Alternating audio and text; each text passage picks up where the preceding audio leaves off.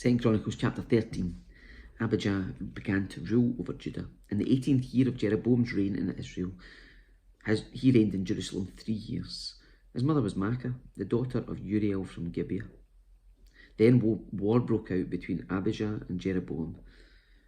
Judah, led by King Abijah, fielded 400,000 select warriors, while Jeroboam mustered 800,000 selected troops from Israel. When the army of Judah arrived in the hill country of Ephraim, Abijah stood on Mount Zemarim and shouted to Jeroboam and all Israel, "Listen to me. Don't you realize that the Lord, the God of Israel, made a lasting covenant with David, giving him and his descendants the throne of Israel forever? Yet Jeroboam, son of Nebat, a mere servant of David's son Solomon, rebelled against his master. Then a whole gang of scoundrels joined him, defying Solomon's son Rehoboam when he was young and inexperienced and could not stand up to them. Do you really think you can stand against the kingdom of the Lord that is led by the descendants of David? You may have a vast army, and you may have those gold calves that Jeroboam made as your gods, but you have chased away the priests of the Lord, the descendants of Aaron, and the Levites, and you've appointed your own priests just like the pagan nations. You let anyone become a priest these days. Whoever comes to be dedicated with a young bull and 7 rams can become a priest of these so-called gods of yours. But as for us, the Lord is our God, and we have not abandoned him. Only the descendants of Aaron serve the Lord as priests, and the Levites alone may help them in their work. They present burnt offerings and fragrant incense to the Lord every morning and evening. They place the bread of the presence on the holy table, and they light the gold lampstand every evening.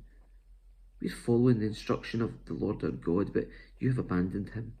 So you see, God is with us. He is our leader.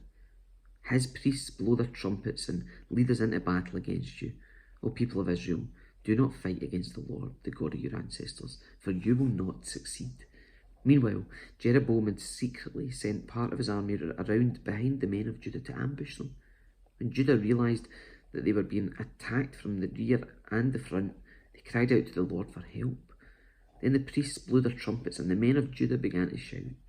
At the sound of their battle cry, God defeated Jeroboam and all Israel and routed them before Abijah and the army of Judah. The Israelite army fled from Judah, and God handed them over to Judah, and defeat Abijah and his army inflicted heavy losses on them. 500,000 of Israel's select troops were killed that day. So Judah defeated Israel on that occasion because they trusted in the Lord, the God of their ancestors. Abijah and his army pursued Jeroboam's troops and captured some of his towns, including Bethel, Jeshanah, and Ephron, along with their surrounding villages. So Jeroboam of Israel never regained his power during Abijah's lifetime, and finally the Lord struck him down and he died. Meanwhile, Abijah of Judah grew more and more powerful. He married 14 wives and had 22 sons and 16 daughters. The rest of the events of Abijah's reign, including his words and deeds, are recorded in the commentary of Iddo the prophet.